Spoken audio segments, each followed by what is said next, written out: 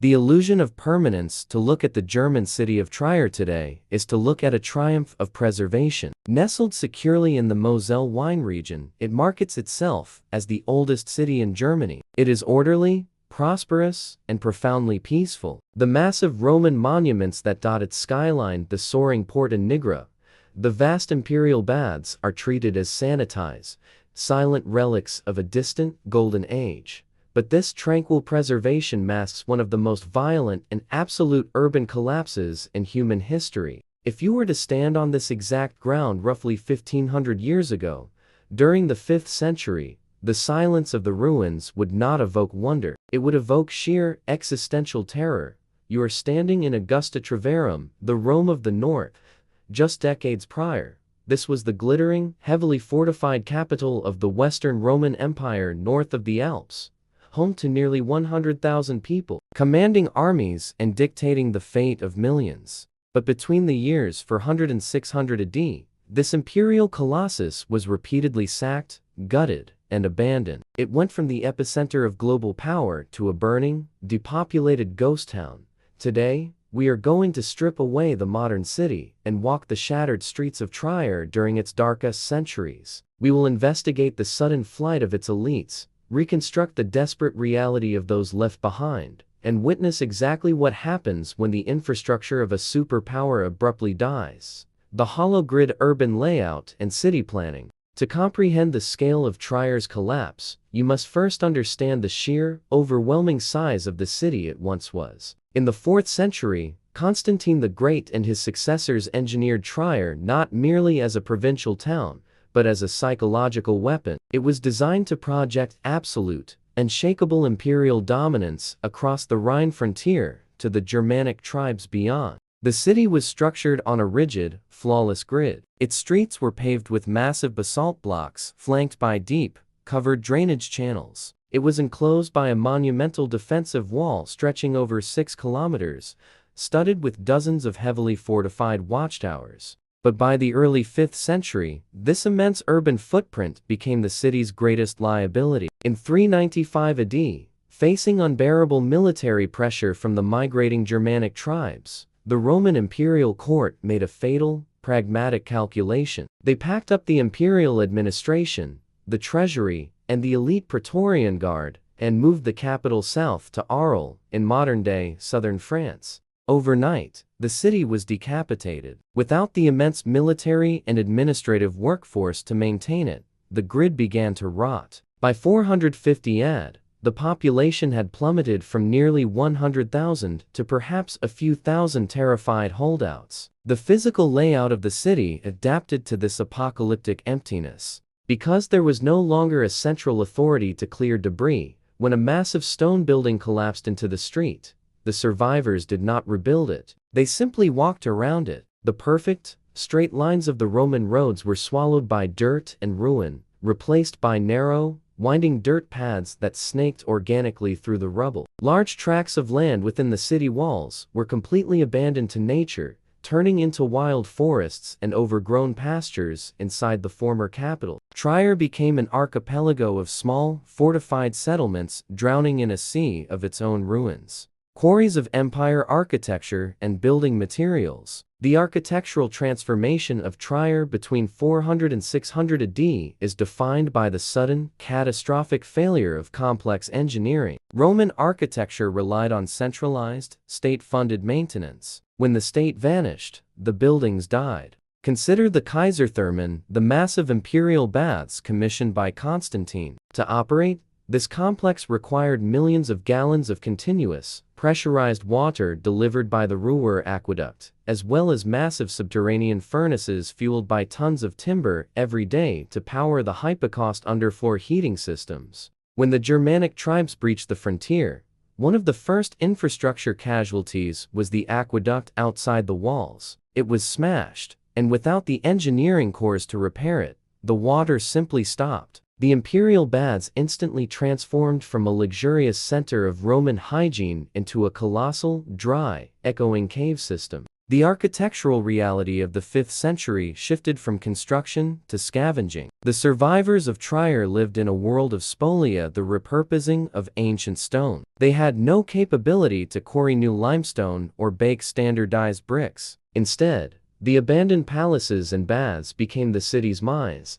Bronze clamps holding the massive stone blocks together were meticulously chipped out and melted down to forge crude weapons and tools. The polished marble veneers that once decorated the basilicas were stripped away and burned in specialized kilns to produce lime for cheap mortar. Yet, some structures survived through sheer, brute mass. The Porta Nigra, the massive northern gate, was constructed from enormous blocks of gray sandstone, held together entirely without mortar by iron pegs. It was too heavy to dismantle, and its sheer walls provided vital defense. It stood like a dark, immovable monolith, while the delicate imperial architecture around it was cannibalized for survival, the brain-drained population and social classes. The demographic collapse of Trier was not merely a loss of numbers. It was the total evaporation of the educated, administrative, and economic elite.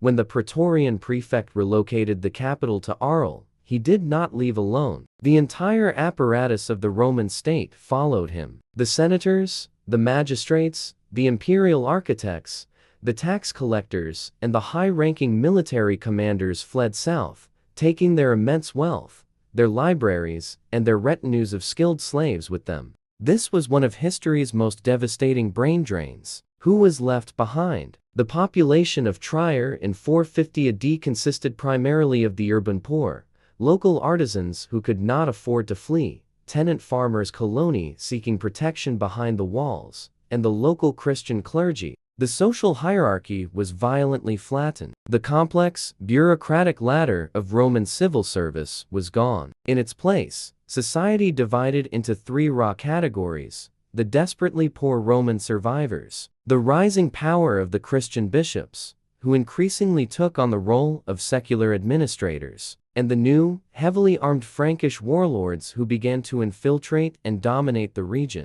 By the late 5th century, the city was firmly under the control of the Franks. The descendants of the Romans who remained were essentially reduced to second-class citizens in their own capital. The new Frankish elite did not live in sprawling, hyper-cost-heated villas. They built heavily fortified timber halls right on top of the ruined Roman mosaics, ruling through martial law and personal loyalty rather than written Roman statutes.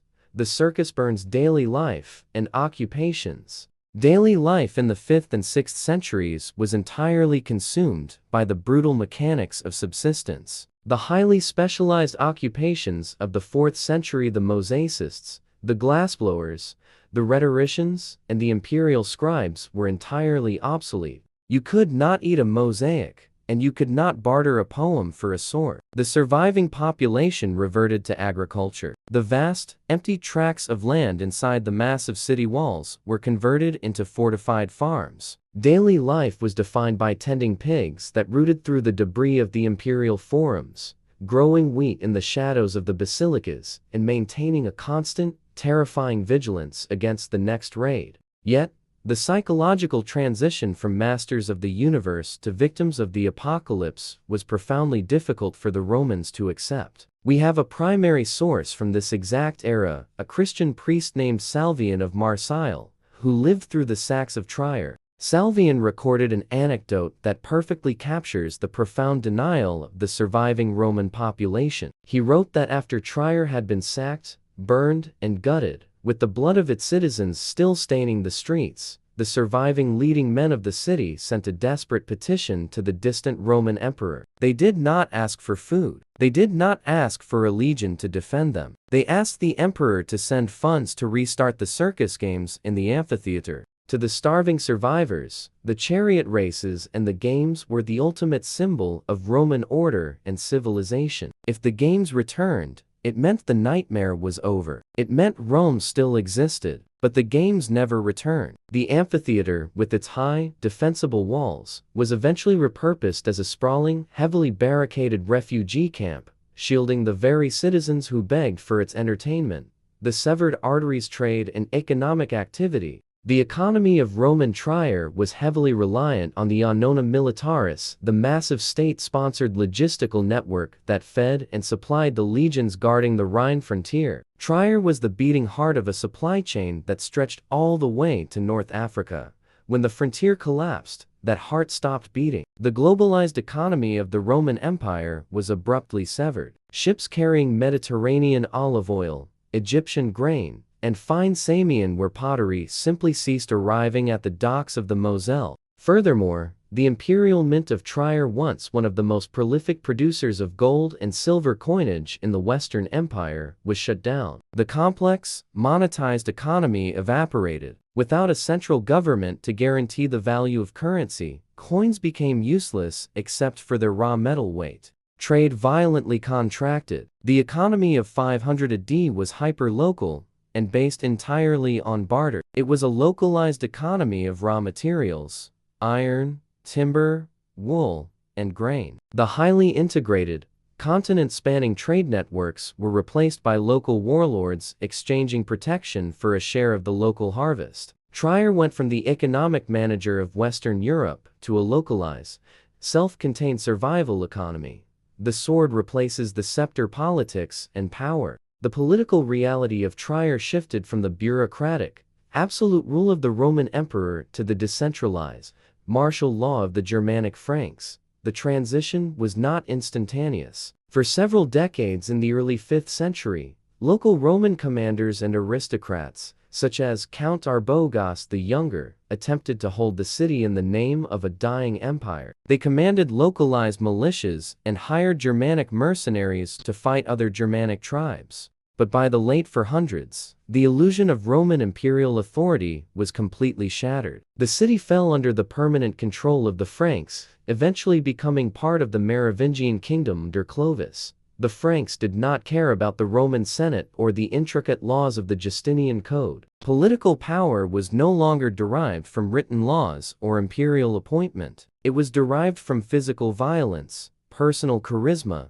and the ability to command a loyal warband. The Franks recognized the immense architectural value of Trier. They seized the Aula Palatina, the colossal throne room of Constantine, which survives to this day as the Basilica of Trier. Its massive, unshakable brick walls made it an ideal, impregnable fortress for the new Frankish counts. They built their timber halls and administrative centers directly inside the hollowed-out shell of the Roman imperial court, physically asserting their dominance over the ghosts of the emperors, the last bastion religion and cultural norms. In this landscape of total political and economic collapse, only one Roman institution survived the fire: the Christian Church. By the time the empire collapsed, Trier was a deeply Christian city, serving as the seat of a powerful bishopric. When the civil administration fled to Arles, the bishops remained. Figures like Bishop Nicetius in the mid-6th century became the de facto rulers of the city.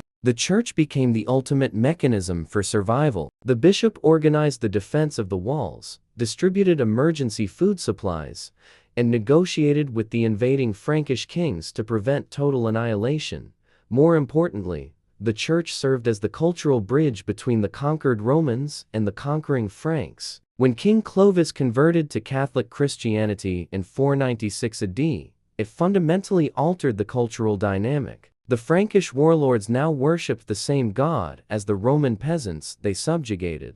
The cultural norms of the 6th century were heavily dictated by the monasteries. These fortified compounds, built among the ruins, became the absolute final repositories of Roman literacy, law, and knowledge. The classical education of the Roman elites was dead, replaced by the strict, theological worldview of the early medieval clergy. To the citizens of Trier in 550 AD, the Roman emperors were a distant, mythical memory, but the authority of the local bishop and the threat of divine judgment were absolute, everyday realities. The endless Sax defense and warfare. We must finally confront the violence that caused this transformation. Trier did not slowly fade away. It was murdered repeatedly. The historical records from the 5th century are fragmented, but texts suggest that Trier was sacked up to 4 times in rapid succession, primarily by the Franks, and possibly suffering collateral devastation from the Huns. The defense of the city failed because the nature of warfare had changed.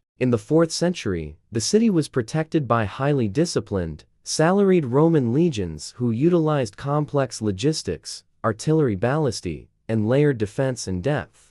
By 420 AD, the legions were gone. The defense of the 6-kilometer wall fell to a terrified, untrained, and under-equipped civilian militia. They simply did not have the manpower to man the thousands of battlements. When the Franks breached the walls, the results were catastrophic. Sacking a city in the 5th century meant the systematic looting of every ounce of wealth, the burning of the infrastructure, and the mass enslavement or slaughter of the population. The repeated sacks broke the psychological and physical back of the city. It taught the survivors that the massive Roman walls could no longer protect them. It forced them to abandon the sprawling grid and retreat into highly concentrated, heavily fortified strongholds within the city, such as the cathedral complex and the amphitheater, leaving the rest of the great capital to burn and decay. The bones of Augusta Treverorum today, the violence, the starvation, and the terror of the 5th century have been entirely scrubbed from the streets of Trier. The ruins that survived the Dark Ages have been stabilized, cleaned, and turned into pristine UNESCO World Heritage Sites.